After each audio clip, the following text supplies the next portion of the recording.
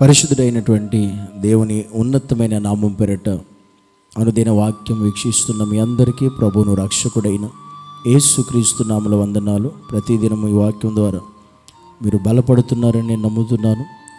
ప్రతి ఒక్కరూ కూడా ఈ దినము కూడా దేవుని వాక్యాన్ని మనం చదువుకుందాం. పరిశుద్ధ గ్రంథం నుండి 2వ సమూయేలు గ్రంథం 22వ అధ్యాయం 30వ వచనం. నీ సహాయము చేత నేను సైన్యములను జయింతును, నా దేవుని సహాయము వలన నేను ప్రాకారములను దాటుదును. ఈరోజు దేవుడు మనతో మాట్లాడుతున్న విషయం ఒక నిమిషం ఆలోచిస్తే భక్తుడు చెప్తాను, నీ సహాయము చేత నేను సైన్యములను జయిస్తాను, నా దేవుని సహాయం వలన నేను ప్రాకారములు దాటుదును అని చెప్తా ఉన్నాడు.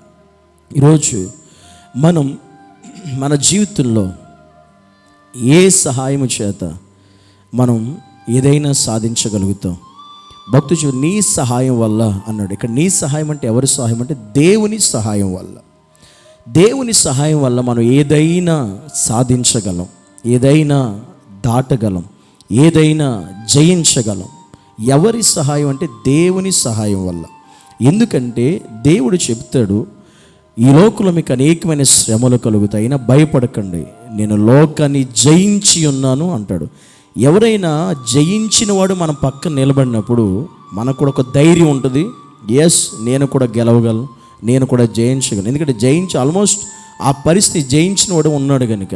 ఈరోజు దేవుడు చెబుతున్నమాట, ఆయన సహాయం వల్ల ఈ లోకంలో, ఈ భూమి మీద మనం ఏది సాధించాలన్నా, ఏది దక్కించుకోవాలన్నా, ఏది దాటాలన్నా, మన బ్రతుకులో, మన జీవితాల్లో, మన కుటుంబ పరిస్థితుల్లో కూడా మనం కొన్ని దాటలేం, కొన్ని పరిస్థితులు దాటి వెళ్ళాలనుకుంటాం, వెళ్ళలేం.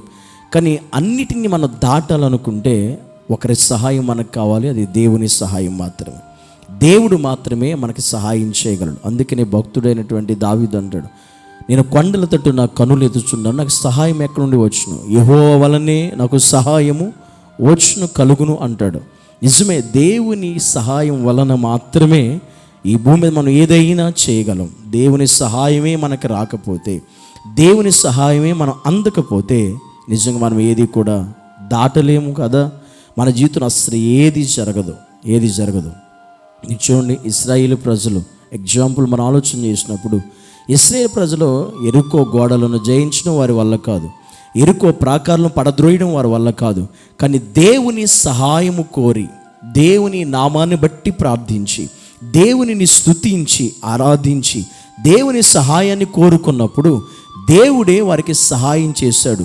వారు దేవుని స్తుతిస్తూ ఉండగానే, యెరికో గోడల చుట్టూ తిరుగుతూ దేవుని ఘనపరుస్తూ ఉండగానే, దేవుని శక్తి చేత, దేవుని వాక్కు ద్వారా యెరికో ప్రాకారాలు కూలిపోయాయి అని మనం చూస్తాం. ఎప్పుడు దేవుని వారు స్తుతించినప్పుడు, ఎవరి సహాయం వల్ల అంటే వారికి దేవుని సహాయం వల్ల వారు యెరికో గోడలను కోల్చగలిగారు, పడద్రోయగలిగారు, యెరికోను జయించగలిగారు, యెరికోను దాటగలిగారు. అంటే అది దేవుని సహాయం వల్ల మాత్రమే.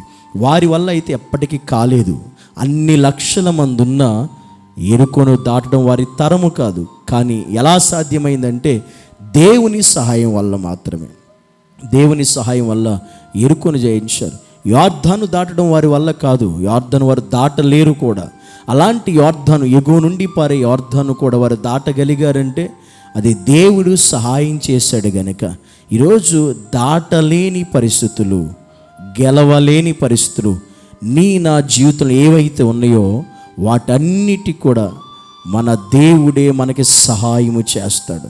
దేవుడే సహాయం వల్ల మాత్రమే మనం వాటిని దాటగలం, జయించగలం, ముందుకు వెళ్ళగలం. ఎర్ర సముద్రం ఇశ్రాయేలు ప్రజలు దాటలేనిది, కానీ నా దేవుడు ఎర్ర సముద్రం 2 పాయలు చేసి దాన్ని దాటించగలిగాడు. సముద్రాలు దాటారు, నదులు దాటారు, ప్రాకారాలు దాటగలిగారు దేవుని నమ్మిన ప్రజలు. ఈరోజు మనం ఒక చిన్న పరిస్థితి దాటలేకపోతున్నాం, చిన్న సమస్యను దాటి ముందుకెళ్ళలేకపోతున్నాం, అక్కడే ఆగిపోతున్నాం. కారణం ఏంటో తెలుసా? దేవుని సహాయం మనకు లేదు కనుక దేవుని సహాయం కోరుకోవాలంటే ఆయన నామములో ప్రార్థన చేయాలి, ఆయన స్తుతించగలిగే స్థితి నీకు ఉండాలి, ఆయన ఘనపరిచే పరిస్థితి నీకు ఉండాలి.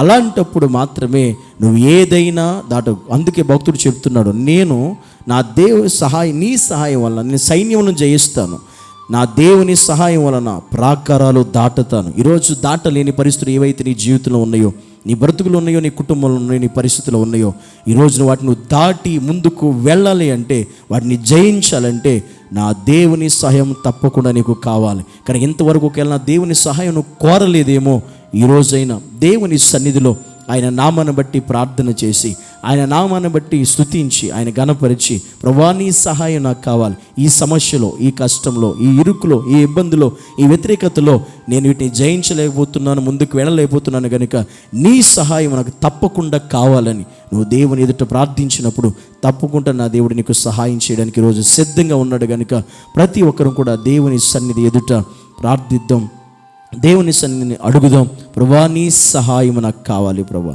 ఆయన చేతి సహాయం వలన అనేక మంది మేలులు పొందుకున్నారు. ఆయన బాహుబలము చేత ఇశ్రాయేలు ప్రజలు కనానులో అడుగు పెట్టగలిగారు. సమస్తం అన్ని రాజ్యాలను దాటి, దేశాలను దాటి, రాజులను దాటి, పరిస్థితులను అధిగమించి వారు కనాను చేరగలిగారంటే దేవుని సహాయం వల్ల మాత్రమే.